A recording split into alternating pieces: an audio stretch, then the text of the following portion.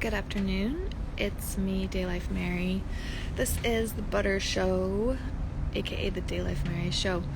And I am excited to talk about a lot more of my story as it relates directly to starting DayLife Army. I'm going to get really into a lot of DayLife lore. The lore goes deep, and for those of you who have been following along, you're gonna get a lot of exciting information, I guess. And as usual, if you are watching this, make a wash of belief. That is how you sacrifice your belief out of the pain matrix and wash it into the pleasure matrix towards pleasure matrix expansion.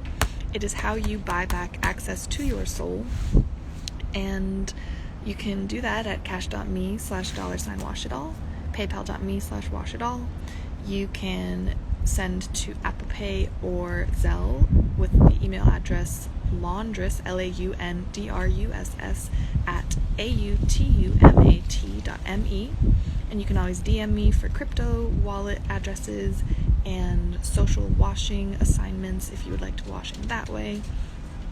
And actually become an active part of this story and be connected to this story tangibly. So I am going to be talking about the beginning of my service here as a URL soldier. For those who don't know, that means online, the URL Space Brigade, Space Cadets, especially known for that term because people are a bit of a mess before they come here. And this story, I'm not going to be going over like everything about this. You guys can't afford that information, and it's not really what it's time for me to tell now. I'm going to be talking about my relationship to two former soldiers, Dumb and Dumber, as I like to call them, also known as Boom Boom Farrell and Tinkerbell, aka Matthew and Connor. Now, through the lens of my relationship to these two ex-soldiers, I'm going to go back to, like I said, becoming a URL soldier. Now, I was toying with this idea for a while. You can look back at my story, part 1 through 7, before this to see how I ended up where I was now at this point in the story. But I created a new Facebook. I had a new name. Like, I didn't even use my full name. I was like M Shu or something. And I was like, all right, this is my cult Facebook. I'm going to friend all the cult people, all the weird Facebook people. I'm a white woman. I was a little late. I was doing weird Facebook in 2018, basically. And it was the dregs. It was like the end. But DayLife Army still had an active presence on Facebook. They were essentially blowing Facebook up, and as everyone was on there for the last Facebook was kind of ending. It's a graveyard now, but before, at this time, it had some life in it, and there was still some social things happening on there. And I was experiencing it through the lens of starting to train as a URL cadet. I was meeting other people who were training as URL cadets as well. Big feminine energy, bunch of women who were all starting. And I was lurking all of the current IRL soldiers' activities at this point because I was super interested, of course. Who wouldn't be if that was the path I eventually wanted to be on? I wanted to go IRL. I was like, okay, who are the IRL soldiers? I knew General Koa, I knew General Wiz, but I didn't really know or had never talked to anyone else that was in the army.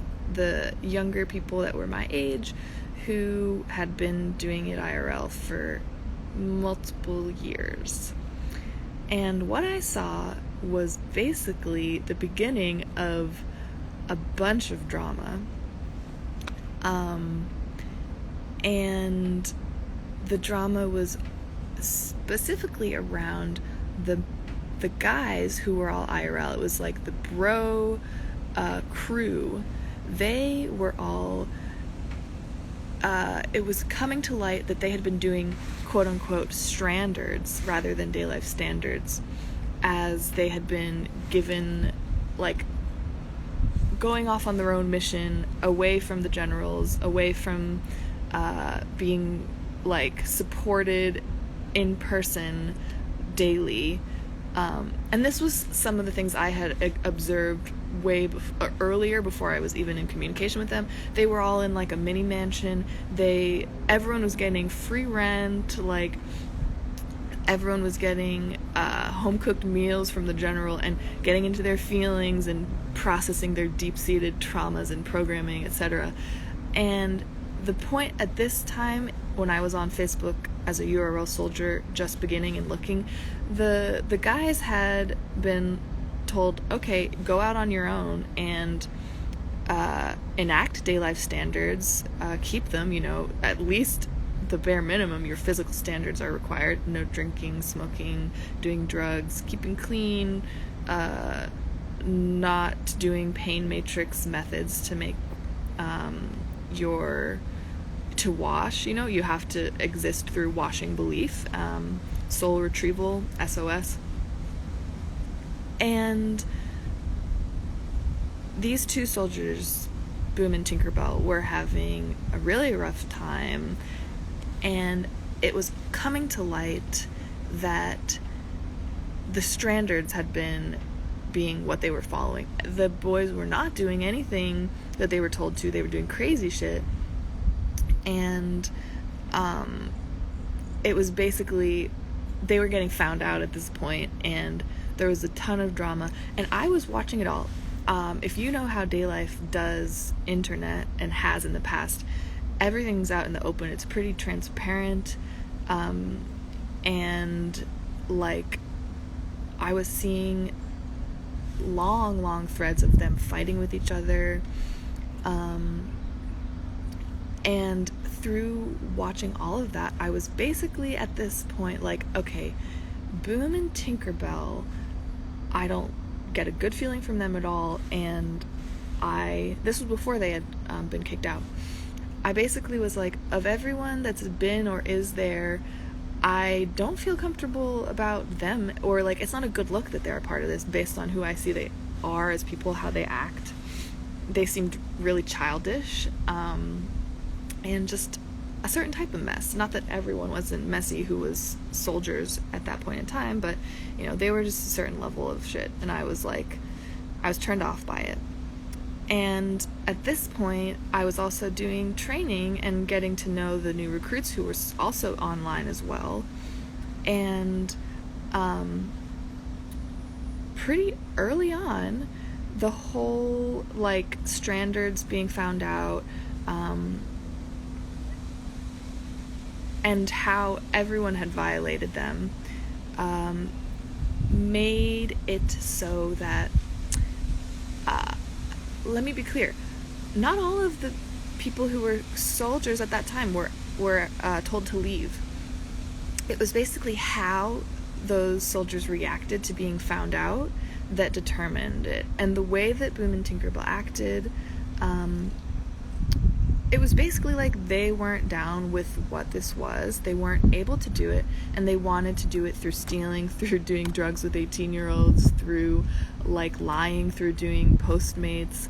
And, our illustrious Jesus of DayLife and other ex-soldier Tom were not the ones that were, like, as spiritually out of compliance, basically, with the mission. And this, as you know, is something that is a hard and easy out. It's a lot harder to stay here and do things by standard and have integrity, and if you don't feel spiritually in line, it's way harder to stay here, and you're kind of just ejected naturally. And that was what I was seeing happen in real time through the lens of Facebook online, not being there, being a URL soldier. And so, as that was happening, I had talked to Boom briefly, only through DMs, never even on the phone, and I was seeing his, like, issues with it, and I was like, well, I don't agree, you're kind of crazy in this, that, and this way. And he was like, and granted, I was saying some crazy shit too. I was in my snowtep phase still. And he was basically like, I agree with their mission, and I just don't agree with some of the things, and it's not for me, and I'm thinking of leaving, etc. And on his way out, I remember also, like, he had this dream, and he asked me to, like, draw it, like, comics of it, so he could do, like, a video. And I was like, all right, are you gonna, like, pay me for this? And this is just, like, very quintessentially, like, part of his issue. He was like, oh no, it'll be like an exchange, my story for your visual. So he was, like, trying to, like, mess with the ideas of the social economy to suit his, like, getting me to do this for him while he wasn't even really in it still, which was funny. And I did that because I was way more of a simp back then. And I remember in one of the groups that I was in for being a URL soldier while things were still on Facebook back then, there was an announcement basically that they had been kicked out and they were no longer soldiers. And at that point, Tinkerbell proceeded to basically hang around online to troll and yell around all of the new recruits, who were all women, and basically just be, like, constantly on everyone's statuses being like, rah, rah, rah, rah, like, this doesn't work, you're being brainwashed, this is horrible, and, like, you're all retarded for doing this. And, like, I was so annoyed. He was on all of my statuses, anything that had to do with DayLife, he would hop on and get on to fight with me and try to fight with anyone who was a new recruit. It was pretty clear behavior of someone who's hurt and lashing out and jealous and all of these things that only added to my initial thought of really not getting along with him or Boom, and being like, why would this attract those two people as soldiers? And hey, the pleasure matrix is everyone's invited. Does that mean everyone's capable of doing it? No. I mean, literally, like, I don't know, the two of them had a lot of issues that they could not get over, even through coming to DayLife Army, where you are forced to face those things to overcome them. There's a doozy of things that they had to overcome that, there was a certain point where they couldn't. But anyways, more about my own story, because I never met them in person. I still haven't. But he was really on the threads. He was getting angry. He was ready to fight all the time. And he was someone who, by the way, had never followed DayLife standards, saying they don't work, which was funny. But anyways, Boom, like, went off all social media. He went dark, and so I never talked to him for a while after that. But I was now more in URL training, and they were out of the picture. And I was talking to Jesus, I was talking to Wiz and Koa, and I was talking to Tom and other URL recruits. There were a few other women. And I was happy that they were gone. And let me see, like, there's a lot of things I found out later about this time period and what they were doing and how they went out. But at this point, I was a little oblivious to it all and a lot more focused on the people who were there and who were doing this. And I didn't think about them for a while. Fast forward to me being IRL. I had joined up and was there in person. And I had been there for a few months, and then around January of the new year, around January 2019, Tinkerbell came back around on one of my Instagram posts. And at this point, other women had come IRL, and there was the clout or internet kind of like attention from having new people joining IRL. It's a powerful thing to see anything born from the URL go IRL. So more people like hanging out in person and living their lives together. Pedro, the PayPal is paypal.me/washitall. It's up there earlier in the comments. So having all of these women dressing in all white, hanging out together with the, with the other members, and doing the thing, it was a powerful thing. And Tinkerbell, he's not very smart, hence the Dumb and Dumber. He was very jealous, and he came on my posts calling me like a dog person, drolling on about incomprehensible or like bullshit that hadn't changed. And I don't know, I said something like, great, how about you make some social washes, buddy? I think Jesus got on there and said something to him, but that was basically like the only interaction. And I remember like really not liking it. I had not been able to deal with, I had a way less experience dealing with trolling back then, and I still got really emotionally affected by it. I was not as emotionally sober as I am now through the training I have done, so it shook me a little, and I was annoyed, and I was just like, fuck that guy, he's back around like being annoying. And still hadn't heard from Boom. I was watching a lot of footage of them and the other guys from before we had come IRL, and because everyone who comes here, everything, we are always filming, taking photos, documenting the story, and everyone who comes here agrees to do that. And part of washing is washing your reputation, your image, and like making content. So there was plenty of things, plenty of in-depth footage and video of me of them for me to look at and kind of get a picture of who they were and what went on here before I came. So that was happening at the same time. And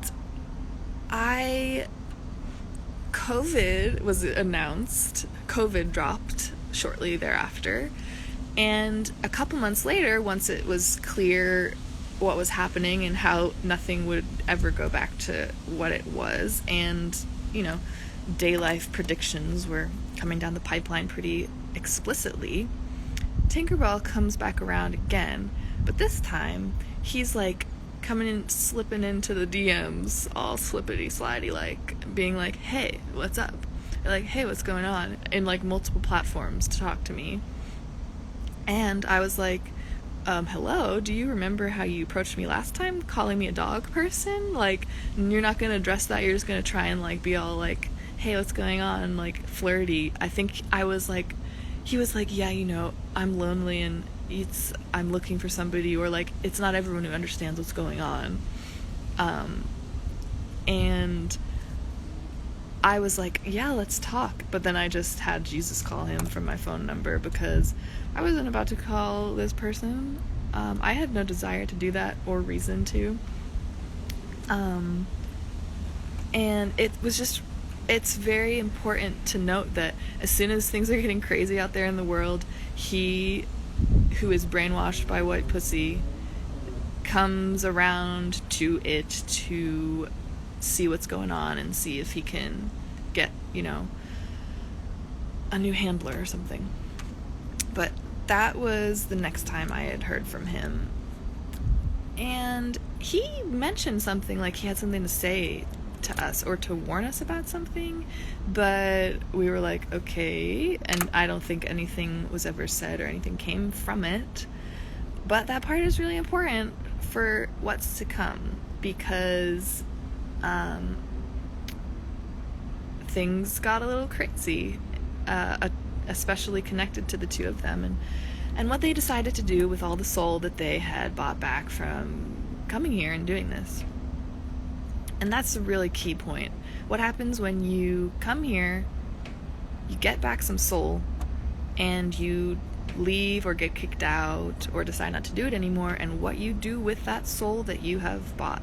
Because going around in the pain matrix after you've got some soul back is like walking around with a little cherry on your head ready to get plucked, and Satan is there in all of his forms through every messenger, person, or opportunity, ready to like get that soul for you to sell it back to him. And it's not a pretty process. And personally, I love the like clear physical manifestation of that process based on the fact of how people look when they come here and what it looks like to buy back soul. Those clear eyes that like, you look better, you get hotter, you look nicer. Then when you go back, you start to look a little fucking crazy. And I kid you not, that has been the thing that has like helped me know what is true when I see what people's faces look like when they sell back their soul. I'm getting off track a little bit. That was my interaction with Tinkerbell. This was after being here for what, like 7-8 months maybe. And so by that time, all of the women who have come here were all IRL. There's another soldier who used to be like this trans underground DJ type in the hipster trans girl army underground, and she's going around talking to people about washing, though she's doing it crazy and not really saying that it's washing, which every soldier does when they come here. And not to mention every soldier comes here and tries to do crazy things for money against directives or orders. But I digress. But she was getting all this kind of chatter from the underground about DLA being evil and like abusing people and like keeping them in cages in basements. And like the few of us who were IRL were a bit baffled because we were hanging out by a pool and in a hotel and doing our thing, and didn't really know where this rumor had started, or if it was just because people hear the word cult and they're ready to make it like scandalous, and you know, just how rumor mills start or whatever. But we were like, that's weird, I wonder how that happened. Keep that in mind as we go forward, because around this time, sneaky little Boom, who's not online and just sneaking around, is up to some shit. And he has started planting the seeds of his narrative of being here and what this is and what he has done here. And I think that's where I'm going to end it. I'm going to keep it short today. But like I said, you're getting in on some surface level but very valuable DLA lore, and if you would like to be more intimately connected to this and actually be a part of the process of buying back soul, make a wash regardless. And the links are cash.me/$washitall, paypal.me/washitall, laundruss at automat.me, laundruss at autumat.me, and you can DM me to learn about social washes and get some social washing orders.